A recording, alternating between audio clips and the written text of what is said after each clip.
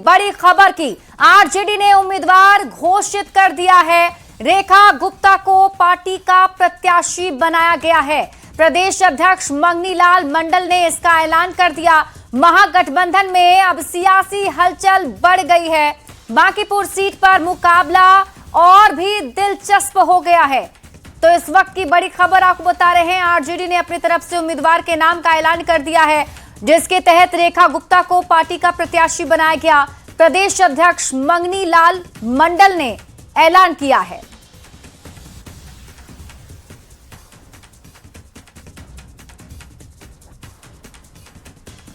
विधानसभा आम निर्वाचन 2025 में हुआ था, उसमें हमारी पार्टी ने महागठबंधन की उम्मीदवार के तौर पर श्रीमती रेखा गुप्ता को उम्मीदवार बनाया था और 43,000 वोट उनको आया था और सेकेंड किया था। तो पार्टी ने फिर फैसला लिया कि हम उन्हीं को उम्मीदवार बनाएंगे। और न्यूज 18 संवाददाता धर्मेंद्र अधिक जानकारी के साथ जुड़ गए हैं। धर्मेंद्र, अब महागठबंधन में तो अब तक जुबानी जंग चल रही थी, अब तो आरजेडी ने ऐलान कर दिया है प्रत्याशी का। क्या कुछ कहा जा रहा है कांग्रेस की तरफ से? जी, आज सुबह से ही पीके की उम्मीदवारी के पक्ष में महागठबंधन में बातें चल रही थी। कांग्रेस ने समर्थन देने की बातें भी कही थी, लेकिन राजद ने अपना उम्मीदवार दिया है। उपचुनाव बांकीपुर में रेखा उम्मीदवार बनाया है। तो कहीं ना कहीं महागठबंधन में जो समन्वय की स्थिति है वो टूटता हुआ दिख रहा है। जी धर्मेंद्र, क्या कांग्रेस का कोई रिएक्शन अब तक आ पाया है? कुछ कहा जा रहा है? इस बारे में कांग्रेस से बात करने की कोशिश की जा रही है, लेकिन फिल वक्त कोई रिएक्शन उनका नहीं आ पाया है। लेकिन सुबह से इस बात की चर्चा थी कि कांग्रेस पीके के उम्मीदवारी के पक्ष में थी, लेकिन राजद ने अपना उम्मीदवार दिया है रेखा गुप्ता को। तो कहीं ना कहीं एक समन्वय की कमी जरूर दिख रही है। जी बिल्कुल, बिना बातचीत के गठबंधन में सहयोग बनाए हुए उससे पहले ही आरजेडी ने अपनी तरफ से इसे ऐलान किया है। तो क्या लगता है धर्मेंद्र, आने वाले दिनों में जो सिर्फ उटव्वल है महागठबंधन के अंदर और ज्यादा देखने को मिलेगा? ये जो जिस तरह से उम्मीदवारी तय होती है और जिस तरह से उम्मीदवारों का चयन होता है, इसको लेकर महागठबंधन में अंतर्कलह साफ नजर आती है। और इस बार भी यही हुआ। कांग्रेस किसी दूसरे की बात कर रही थी और किसी दल की बैठक नहीं की गई, महागठबंधन दल की बैठक नहीं हुई और सीधे राजद ने उम्मीदवार दे दिया। तो कहीं ना कहीं एक अंतर्कलह की स्थिति है। महागठबंधन में और भी दल हैं, किसी भी दल की कोई सहमति नहीं ले गई, यहाँ तक कि कोई बैठक नहीं हुई, जबकि बीजेपी लगातार बैठकें कर रही है। कांग्रेस ने हालांकि पीके के पक्ष में समर्थन देने की बात कही, लेकिन इन बातों को दरकिनार करते हुए राजद ने अपना उम्मीदवार दे दिया है। जी ठीक है धर्मेंद्र, आप इस खबर पर नजर बनाकर रखिए। शुक्रिया इस अपडेट के लिए। बढ़ेंगे आगे। बांकीपुर से जन स्वराज के उम्मीदवार प्रशांत किशोर ने कहा है कि बांकीपुर की जनता पढ़ी लिखी और समझदार है। ऐसे में ये चुनाव ना सरकार बनाने के लिए है, ना विधायक बनाने के लिए। अगर बिहार की राजनीति में बदलाव होना है तो इसी उपचुनाव से बदलाव की शुरुआत होगी। उपचुनाव हो रहा है इसलिए कि ये भाजपा का सो कॉल्ड इतना बड़ा किला है जिसको जहां भाजपा को हराया नहीं जा सकता है। इसलिए क्योंकि मैं समझता हूं कि बिहार के सबसे पढ़े लिखे, सबसे प्रबुद्ध, सबसे समृद्ध मतदाता बांकीपुर में रहते हैं। तो अगर बिहार में परिवर्तन होना है, बदलाव होना है, तो बिहार के सबसे पढ़े लिखे समृद्ध लोग अगर उस अभियान के, उस प्रयास का हिस्सा नहीं बनेंगे तो बिहार में बदलाव कैसे होगा। मेरा ऐसा विश्वास है कि बिहार के सबसे प्रबुद्ध और समृद्ध मतदाता बिहार में एमएलए बनाने के लिए नहीं, सरकार बनाने और हटाने के लिए नहीं, बिहार में एक नई राजनीतिक शुरुआत के लिए वोट करेंगे। और निश्चित तौर पर उनके सामने अब एक विकल्प है, उस विकल्प के पक्ष में वो खड़े होंगे, ऐसा मेरा विश्वास है। और इस वक्त की बड़ी खबर आपको बताते हैं। बिहार में शुरू हुई दलित वोट बैंक की लड़ाई। जीतन राम मांझी का चिराग पासवान पर हमला। बिना नाम लिए जीतन राम मांझी ने निशाना साधा है। उन्होंने कहा कि कुछ लोग कह रहे हैं मेरे रहते आरक्षण नहीं हटेगा। कहा, कौन हो तुम जो कह रहे हो मेरे रहते आरक्षण नहीं हटेगा? जीतन राम मांझी ने झूठ बोलकर सीट लेने का आरोप लगाया। मांझी ने संतोष सुमन को भी मंच से बोलने की नसीहत दी। जीतन राम मांझी ने तंज कसते हुए कहा, चुप मत रहो, चूड़ी झनझनाओ। तो है राजनीति लाभ लेने का। एक आदमी कह रहे हैं मेरे रहते रिजर्वेशन और संविधान को कोई नहीं हटा सकता है जब तक मैं बचूंगा तब तक। नाखून टुका के शहीद होना चाहते हैं कुछ लोग। बताइए, हम तो कहते हैं जब तक नरेंद्र मोदी जी वहां हैं, जब तक यहाँ पर हमारे सम्राट चौधरी हैं, आरक्षण और संविधान को कोई नहीं तोड़ सकता, हटा सकता। मैं ये कहना चाहता हूँ। लेकिन एक आदमी अपने को कहता है कि हमारे रहते कोई कुछ नहीं करे। कौन हो तुम जी? संतोष, तुम भी बोलो। मुंह बंद रखने से नहीं होता है। झूठो मूठो छपका करके ले लिया सीट, उतना आज बड़का हो गया है। तुमको क्या मिला? झुनझुना पकड़ा दिएगा 6 सीट। लेकिन महिला चूड़ी पहनती है, लेकिन कुछ झनझनाती है और कुछ चुपचाप रखे रहती है। तो चूड़िया पहनो, झनझनाओ, तो ये लोग समझेगा तुमको। पूर्व मुख्यमंत्री नीतीश कुमार आज अचानक जेडीयू के राष्ट्रीय कार्यकारी अध्यक्ष संजय झा के आवास पर पहुंच गए। संजय झा अपने आवास पर पार्टी कार्यकर्ताओं से मिल रहे थे, तभी अचानक संजय झा की नजर नीतीश कुमार की तरफ गई, जिसके बाद आनन फानन में संजय कुमार नीतीश कुमार के सामने आए, उनका अभिवादन किया। पूर्व सीएम ने इस मुलाकात के दौरान संजय झा को कई निर्देश भी दिए और कहा, जो लोग भी आपसे मिलने आए हैं उनकी बातों को गौर से सुनिए और उनका काम कीजिए। नीतीश कुमार जिंदाबाद, जिंदाबाद, जिंदाबाद, नीतीश कुमार जिंदाबाद, जिंदाबाद, जिंदाबाद, जिंदाबाद, जिंदाबाद, नीतीश कुमार जिंदाबाद, जिंदाबाद, जिंदाबाद, नीतीश कुमार जिंदाबाद, नीतीश कुमार जिंदाबाद, जिंदाबाद, जिंदाबाद, नीतीश कुमार जिंदाबाद। सब काम ठीक करिए इनको। आए सब लोग यहाँ पर होंगे, सबको ठीक से करिए। जिंदाबाद, नीतीश कुमार जिंदाबाद, जिंदाबाद, जिंदाबाद, नीतीश कुमार जिंदाबाद। गया जी में प्रबोधन कार्यक्रम का आयोजन किया गया है, जिसको लेकर बिहार विधानसभा के अध्यक्ष डॉक्टर प्रेम कुमार ने एक अहम बैठक बुलाई है। 11 और 12 जुलाई को गया जी स्थित बिपाड में बैठक होगी, जिसमें लोकसभा अध्यक्ष ओम बिरला, राज्यसभा के उपसभापति और बिहार के राज्यपाल के साथ ही मुख्यमंत्री सम्राट चौधरी भी शामिल होंगे। बैठक में विधायकों को ट्रेनिंग दी जाएगी। 18वीं विधानसभा के गठन के बाद पहली बार इतने बड़े स्तर पर विधायकों का प्रशिक्षण कार्यक्रम हो रहा है और उसी को लेकर आज स्पीकर ने अहम बैठक बुलाई थी। बढ़ते आगे और बात अगली खबर की। हर्ष फायरिंग मामले में बीजेपी विधायक राजू सिंह को दिल्ली की अदालत से मिली सजा मामले में अब विधानसभा से भी कार्रवाई की जा सकती है। राजू सिंह की सदस्यता जा सकती है। बिहार विधानसभा अध्यक्ष प्रेम कुमार ने न्यूज 18 से एक्सक्लूसिव बातचीत में कहा है कि नियमावली के तहत ये कार्रवाई राजू सिंह के खिलाफ की जाएगी। जैसे ही इनके पास कोर्ट का आदेश आएगा, वैसे ही राजू सिंह की सदस्यता समाप्त कर दी जाएगी। हमारे साथ मौजूद हैं विधानसभा अध्यक्ष डॉक्टर प्रेम कुमार। बात करते हैं सर, पहले तो विधायकों को 2 दिवसीय प्रशिक्षण होगा, उसके बाद मानसून सत्र होगा। सत्र में खास क्या है और कैसे सत्र का संचालन होगा? 5 दिनों का यह सत्र। एक तो हम 2 दिवसीय मतलब अष्टादश विधानसभा क्षेत्र के नौ निर्वाचित विधायकों को 2 दिवसीय गया जी स्थित विपाड में करने जा रहे हैं जाकर के। उसमें माननीय लोकसभा अध्यक्ष ओम बिरला जी भी आने वाले हैं जाकर के। अपने राज्यसभा उपसभापति हरवंश नारायण जी भी आएंगे। कई माननीय केंद्रीय मंत्री और उत्तर प्रदेश के जो सतीश महाना जी माननीय अध्यक्ष हैं जाकर वो भी आने वाले हैं। एक बीजेपी के विधायक हैं, उनके ऊपर सजा हुई है 4 साल की राजू सिंह की, तो उनके ऊपर भी जो नियमावली है उसके तहत कार्रवाई की जाएगी। ये मान लिया जाता है कि जिस दिन उनको सजा हो गई उसी दिन से वो अयोग्य माने जाते हैं। इस संदर्भ में क्या एक्शन लिया जाए? मैंने समाचार पत्रों में देखा हूँ जाकर, इस संदर्भ में आदेश आते ही मतलब संचिका में बढ़ेगी जाकर के, और जो नियम है उसके तहत हम कार्रवाई करेंगे। आदेश तो आ गया सर, संचिका कब तक बढ़ जाएगी, कार्रवाई कब तक? यदि हम समझते हैं समीक्षा हम लोग करेंगे, और समीक्षा करने के उपरांत जैसे ही फाइल आती मेरे पास जाकर के है, उसकी प्रक्रिया है जाकर के, न्यायालय की कॉपी यहाँ पर आई होगी, फिर नीचे से बढ़ेगा हमारे पास आएगा जाकर के, और मैं देख कर तुरंत कर दूंगा जाकर खत्म हो जाएगी। तो निश्चित तौर पर प्रावधान तो ही जाकर के, यदि सजा घोषित हो गया है जाकर के तो उस अवस्था में उसी डेट से उनकी सदस्यता समाप्त मानी जाएगी। ये थे हमारे साथ विधानसभा अध्यक्ष डॉक्टर प्रेम कुमार, जो विधायकों के प्रशिक्षण से लेकर के जो मानसून सत्र है, उसके साथ साथ जो विधायक हैं जिनको सजा हुई है 4 साल की, उनके विरुद्ध नियमावली के तहत जो कार्रवाई होगी, सभी संदर्भों में अपनी बातों को इन्होंने रखा है। अमित कुमार, न्यूज 18 पटना।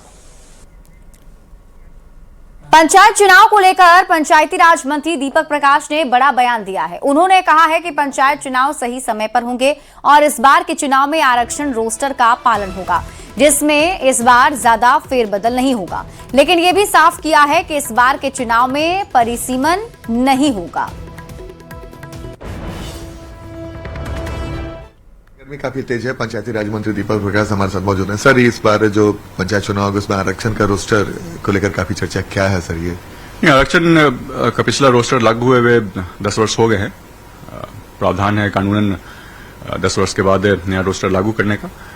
तो इस बार जो चुनाव होने हैं 2026 में, उसमें नया रोस्टर लागू किया जाएगा। तो क्या है सर ये नया रोस्टर? इसके लिए निर्वाचन आयोग के निर्देशन में सारा काम चल रहा है। सभी जगह जनसंख्या का प्रकाशन किया गया है। उसी जनसंख्या के हिसाब से 2011 की जनसंख्या को बेस बनाया जाएगा और उसके हिसाब से रोस्टर को लागू किया जाएगा। अलग अलग जगहों पे अलग अलग प्रावधान है अलग अलग पदों के लिए।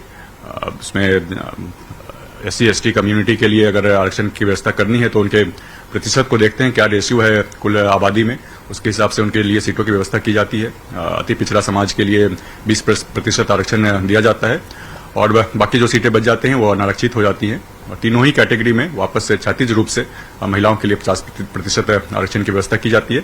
इन तमाम चीजों को देखते हुए काम किया जा रहा है निर्वाचन आयोग के निर्देशन में और आने वाले समय में जो भी कानूनी प्रक्रियाएं हैं उन सभी को पूरा करते हुए इस पे काम किया जाएगा।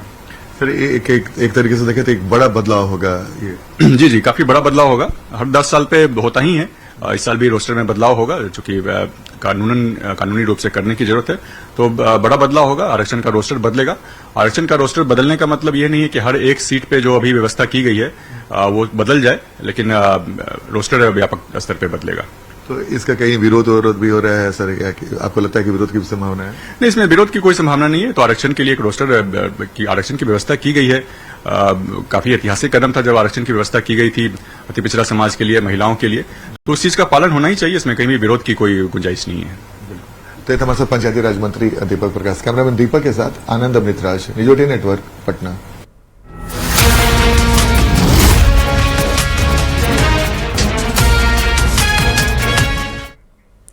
और अब लॉ एंड ऑर्डर की खबरों पर नजर डालते हैं। रामगढ़ से आपको बड़ी खबर बताते हैं। कुख्यात गैंगस्टर प्रिंस खान के एक बदमाश के साथ पुलिस की मुठभेड़ हुई है और इस दौरान पुलिस की गोली लगने से अपराधी शिवराज उर्फ शिवा राम घायल हो गया है। जानकारी के मुताबिक आज सुबह भुरकुंडा ओपी क्षेत्र के रिवर साइड के बंद पड़े सेंट्रल स्कूल में धनबाद और रांची पुलिस की सूचना के बाद सयाल से पुलिस ने शिवा को पकड़ा था। पुलिस उसकी निशानदेही पर हथियार बरामद करने रिवर साइड के सेंट्रल स्कूल गई थी। सूचना थी कि शिवराज उर्फ शिवा बड़े आपराधिक वारदात को अंजाम देने वाला था। तभी रामगढ़ पुलिस ने कार्रवाई की है। मुठभेड़ के बाद इलाके में हड़कंप मचा हुआ है। घटनास्थल से पिस्टल, गोली और मोबाइल बरामद किया गया। शिवा मोबाइल के जरिए प्रिंस खान से संपर्क में था। साथ ही शिवा राहुल दुबे, सुजीत सिन्हा गैंग से भी जुड़ा था। फिलहाल शिवा को बेहतर इलाज के लिए रिम्स रेफर किया गया है। शिवराज उर्फ शिवा को हिरासत में लिया गया। तो जब उससे पूछताछ के क्रम में ज्ञात हुआ कि हाल फिलहाल में उसके द्वारा 4 हथियार खरीदे गए हैं और किसी बड़ी घटना को वो अंजाम देने की फिराक में है। उसने बताया कि 2 हथियार उसने किसी अपने साथी को दे दिए हैं, बाकी 2 हथियार उसके में छिपा के रखे हैं जिसको वो बरामद करा सकता है। बरामदगी के क्रम में ही उसके द्वारा पुलिस की टीम पर जान मारने की नीयत से फायरिंग की गई। आत्मरक्षा में पुलिस के द्वारा भी फायरिंग की गई जिसमें उसके पैर पे चोट लगी है। चोट लगने के उपरांत उसको नियंत्रण में लेते हुए अविलंब CCL भुरकुंडा अस्पताल में भेजा गया, जहां से उसे सदर अस्पताल के लिए रेफर किया गया है। चाईबासा से बड़ी खबर बताते हैं, जहां के मझगांव थाना क्षेत्र का कुख्यात चोर मोहम्मद नफीस पुलिस मुठभेड़ में घायल हो गया है। मोहम्मद नफीस लंबे समय से झारखंड ओडिशा सीमा से लगे इलाकों में सक्रिय था और 30 से ज्यादा चोरी और डकैती के मामलों में वांछित था। पुलिस ने चोरी के सामान के साथ आरोपी को गिरफ्तार किया है। बरामदगी के दौरान आरोपी ने पहले से जंगल में छिपा कर रखी एक देसी बंदूक निकाल ली और पुलिस टीम पर 2 राउंड फायरिंग कर दी। अचानक हुए हमले के बाद उसने जंगल का फायदा उठाकर भागने की कोशिश की, लेकिन पुलिस ने जवाबी कार्रवाई में फायरिंग की, जिसमें आरोपी के पैर में गोली लग गई, जिससे वो मौके पर घायल होकर गिर पड़ा, जिसके बाद पुलिस ने उसे दोबारा कब्जे में ले लिया है। पटना के पीएमसीएच से एक बार फिर डॉक्टरों की दबंगई का मामला सामने आया है, जहां इंटर्न डॉक्टर ने अस्पताल में ही कार्यरत एक नर्स के साथ परिजनों के साथ जमकर मारपीट की है। दरअसल पीएमसीएच में ही तैनात एक नर्स के पति का आईसीयू में इलाज चल रहा था, जहां इलाज के दौरान उसकी मौत हो गई। मौत के बाद दुखी परिजन और नर्सों ने डॉक्टर पर इलाज में लापरवाही बरतने और कोताही का आरोप लगाया। आरोप लगते ही वार्ड में तैनात इंटर्न डॉक्टर आक्रोशित हो गए और उन्होंने परिजनों के साथ मारपीट शुरू कर दी। मेरा हाथ कांप रहा है, मेरा पैर कांप रहा है, मेरा आदमी चल गया, हमारा कलम नहीं चल रहा है। जिसका आदमी चल जाएगा उसका क्या स्थिति होगा, आप लोग बता सकते हैं। हमारा कलम है, हाथ में कलम है, हम दबाव दिया, हमसे ढोल भी नहीं लगा, इतना नर्वस से निकली। छोड़ेंगे हम अपना बेटा पकड़ के ले गए कि चलो दिखा दो मोबाइल। अब मोबाइल बहाने अंदर ले जाके मेरा बेटा को भी मारा है, हमको भी मारा है, दामाद को भी। एक देखिए शर्ट को भी चीर दिया। हुआ क्या था? कुछ नहीं, क्यों इतना भीड़ लगाया है? क्यों भीड़ लगाया है इतना चलते से मारा? कोई नहीं था। खगड़िया से बड़ी खबर सामने आ रही है, जहां मिड डे मील खाने में कीड़े मिलने और बच्चों के बीमार होने के मामले में प्रशासन ने सख्त कार्रवाई की है। जिला प्रोग्राम पदाधिकारी आकांक्षा कुमारी ने मामले की जांच के बाद प्राथमिक विद्यालय विजेंद्र बास के प्रिंसिपल को तत्काल प्रभाव से निलंबित कर दिया है और इसके साथ ही लापरवाही बरतने के आरोप में स्कूल की 2 रसोइयों को चयन मुक्त कर दिया गया और गोगरी के एमडीएम ब्लॉक रिसोर्स पर्सन को भी पद से हटा दिया गया है। गौरतलब है कि बीती 30 जून को इसी प्राथमिक विद्यालय में मिड डे मील का खाना खाने से 20 से ज्यादा बच्चे अचानक बीमार पड़ गए थे।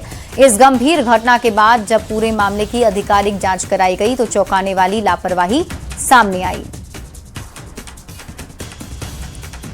सरकारी स्कूल में मिलने वाले एमडीएम में गुणवत्ता का विशेष ध्यान रखा जाता है और जो गोगरी प्रखंड का जो विजेंद्र वासा प्राथमिक विद्यालय है उसमें पिछले 30 जून को जो एमडीएम के खाने में पिल्लू मिलने के बाद जो है सो 2 दर्जन से अधिक बच्चे बीमार हो गए थे, जिसको हॉस्पिटल में इलाज के लिए भेजा गया था। उस पूरे मामले को लेकर के एमडीएम जो प्रभारी है आकांक्षा कुमारी, उन्होंने पूरे मामले को जांच कराया। जांच के बाद जो कार्रवाई सामने आई है कि प्राथमिक विद्यालय जो विजेंद्र वासा उसके जो प्रभारी प्रिंसिपल है उसको निलंबित कर दिया गया है। साथ ही साथ 2 रसोइया जो स्कूल में जो जिस पर लापरवाही बरती गई है, बताया गया कि जो सोयाबीन बनाया गया था सील बंद पैकेट नहीं रहने के कारण जो है उसमें पिल्लू निकला था, जिसके कारण दोनों रसोइया को चयन मुक्त कर दिया गया है। साथ ही साथ जो वहाँ के जो एमडीएम बीआरपी है उसका भी वहाँ से तबादला कर दिया गया। तो एक तरह से ये कह सकते हैं कि शिक्षा विभाग ने बड़ी कार्रवाई करते हुए यह कार्रवाई किया है कि एमडीएम में जो पिल्लू मिला था, जिसके बाद जिला शिक्षा पदाधिकारी और एमडीएम प्रभारी ने पूरे मामले को जो है गंभीरता से लेने के बाद यह कार्रवाई की है। दिग्विजय कुमार, न्यूज 18 खगड़िया।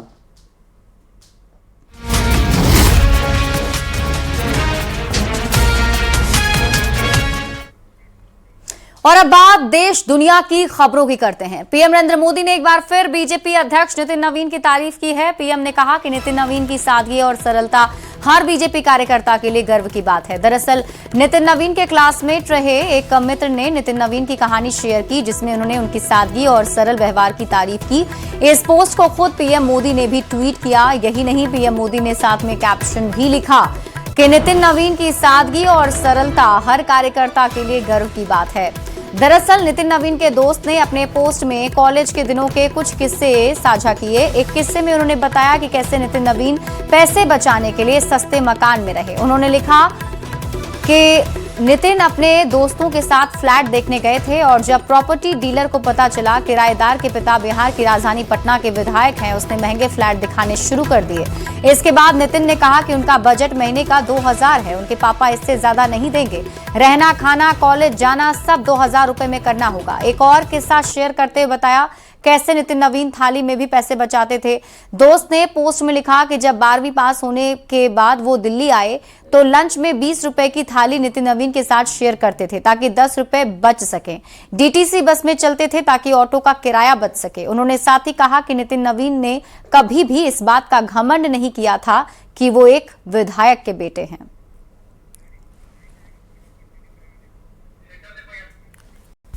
तो वहीं पीएम के बाद बिहार के सीएम सम्राट चौधरी ने भी नितिन नवीन की सराहना करते हुए पोस्ट लिखा है। उन्होंने लिखा कि संघर्ष की तपस्या से निकला नेतृत्व ही संगठन की सबसे बड़ी पूंजी होता है। नितिन नवीन का प्रेरक जीवन इस बात का प्रमाण है कि सेवा, सादगी और संगठन के प्रति अटूट निष्ठा ही सशक्त नेतृत्व की पहचान है। और इस बीच बड़ी खबर आपको अयोध्या से बताते हैं। अयोध्या से बड़ी खबर सामने आ रही है। राम मंदिर ट्रस्ट के महासचिव पद से चंपत राय का इस्तीफा मंजूर कर लिया गया है। ट्रस्ट के महासचिव पद से चंपत राय की छुट्टी हो गई है। ट्रस्ट सदस्य अनिल मिश्रा का भी इस्तीफा मंजूर किया गया। बजरंग बागड़ा ट्रस्ट के नए महासचिव बनेंगे। सूत्रों के हवाले से खबर मिल रही है। अनिल मिश्रा की जगह नीरज दनौरिया ले सकते हैं। सूत्र ये बता रहे हैं चढ़ावा चोरी के बाद राम मंदिर ट्रस्ट की पहली बैठक।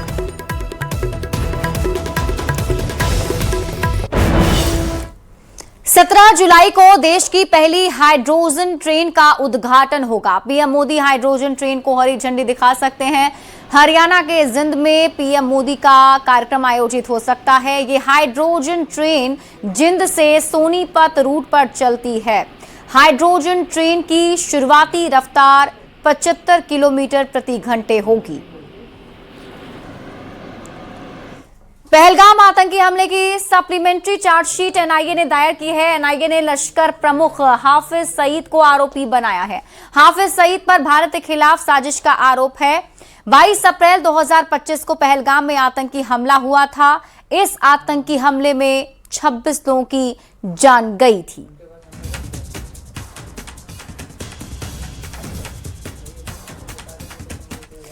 खबर दिल्ली से है, जहां तपती सड़कों पर जब बारिश की पहली तेज बूंदें गिरी तो लगा जैसे आसमान ने राहत की चादर बिछा दी हो। आज राजधानी दिल्ली के कई हिस्सों में मूसलाधार बारिश हुई। कई दिनों से गर्मी और उमस से परेशान लोगों को आखिरकार सुकून मिल गया। ओखला औद्योगिक क्षेत्र, दक्षिण दिल्ली, मध्य दिल्ली और तुगलकाबाद, बायो सिटी पार्क समेत कई इलाकों में जमकर बारिश हुई है। पेड़ों की हरियाली निखर गई, हवा ठंडी हो गई, मौसम का मिजाज पूरी तरह बदल गया। लेकिन इस बारिश से राजधानी में सड़कों पर जलजमाव की स्थिति भी बन गई। मौसम विभाग ने बारिश को लेकर ऑरेंज अलर्ट जारी किया है।